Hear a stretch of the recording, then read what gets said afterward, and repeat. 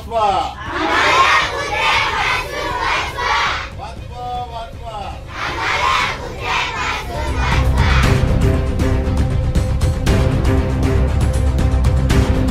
कापडण्यात गेल्या काही महिन्यांपासून मोकाट कुत्र्यांनी उच्छाद मांडला असून रस्त्याने जाणाऱ्या नागरिकांवर हल्ला होण्याच्या घटना घडत आहे. काही दिवसांपूर्वीच शालेय विद्यार्थिनीवर मोकाट कुत्र्याने हल्ला करत चावा घेतल्याची घटना घडली होती. मात्र एवढ्या मोठी घटना घडूनही ग्रामपंचायतीच्या वतीने कुठल्याच प्रकारच्या उपाययोजना न झाल्याने अखेर संतप्त झालेल्या गावातील चिमुकल्यांनी ग्रामपंचायतीवर धडक देत ठिय्या मांडला आहे. 2 तास वाट पाहूनही कुठल्याच पदाधिकारी निवेदन स्वीकारण्यासाठी न आल्याने अखेर चिमुकल्यांनी ग्रामसेवकाच्या रिकाम्या खुर्चीलाच निवेदन चिटकवत निषेध नोंदवला आहे. या लक्षवेधी आंदोलनानंतर देखील ग्रामपंचायतीला जाग येईल का हे पाहणं महत्त्वाचं ठरणार आहे. कापडणे गावात गेल्या 3 महिन्यांपासून मोकाट कुत्र्यांनी मोठ्या प्रमाणात कहर केला आहे. 3 महिन्यात 40 ग्रामस्थांना कुत्र्यांनी चावा घेतल्याची माहिती ग्रामस्थांनी दिली आहे. त्यामुळे या कुत्र्यांपासून संरक्षण मिळावं याकरिता चिमुकल्यांनी थेट ग्रामपंचायत गाठली. मात्र त्या ठिकाणी 2 तास वाट पाहूनही कुणीच न आल्याने चिमुकल्यांनी थेट ग्रामसेवकाच्या रिकाम्या खुर्चीलाच निवेदन चिटकवत आंदोलन केलं आहे. विद्यार्थ्यांच्या या आंदोलनाने कापडणे ग्रामस्थांचं लक्ष वेधून घेतलं होतं.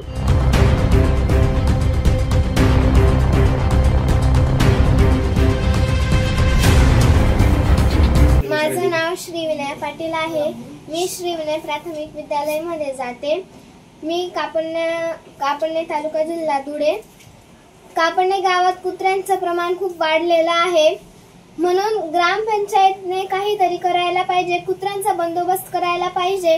दुकानात जायला, शाळेत जायला मला खूप भीती वाटते व माझ्या पप्पांना आणि माझ्या भावाला सुद्धा कुत्रं चावलं आहे. माझ्या मैत्रिणीला सुद्धा कुत्रं चावलं आहे. म्हणून ग्रामपंचायतीने या कुत्र्यांचा काहीतरी बंदोबस्त करायला पाहिजे.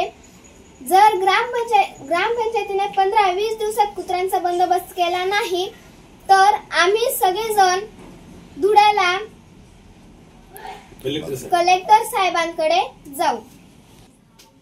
या कुत्र्यांमुळे आम्हाला आमचं लहानपण हरवलं गेलेलं आहे. या मोकाट कुत्र्यांमुळे आम्हाला खेळता सुद्धा येत नाही. माझं नाव यशस्वी आहे. मी कापडण्यातून बोलते. गावात कुत्र्यांचं प्रमाण खूप वाढलं आहे. ग्रामपंचायतनेच बंदोबस्त करायला पाहिजे. आणि कुत्रे ना, मी शाळेत जाते तेव्हा पण खूपच हे असतात कुत्रे. मी आता क्लासला आली ना तेव्हा पण कुत्रे होते. मी एकटी आली होती. आता सुद्धा आली होती ना तेव्हा सुद्धा कुत्रे होते. खूपच कुत्र्यांचं प्रमाण वाढलंय. मला शाळेत जायला भीती वाटते. क्लासला जायला भीती वाटते. मी रात्री कुठे गेली का गोळ्या औषधी घ्यायला वगैरे तिथं पण मला खूपच जास्त भीती वाटते. म्हणून कुत्र्यांचा बंदोबस्त करायला पाहिजे. यावेळी माजी तंटामुक्ती अध्यक्ष नवल पाटील, माजी ग्रामपंचायत सदस्य बटू पाटील, सामाजिक कार्यकर्ते ज्ञानेश्वर भांबरे, पत्रकार जगन्नाथ पाटील, भूषण ब्राह्मणे, विक्की बोरसे, आनंदा पारधी, सदानंद भांबरे यांच्यासह चिमुकले विद्यार्थी मोठ्या संख्येने उपस्थित होते.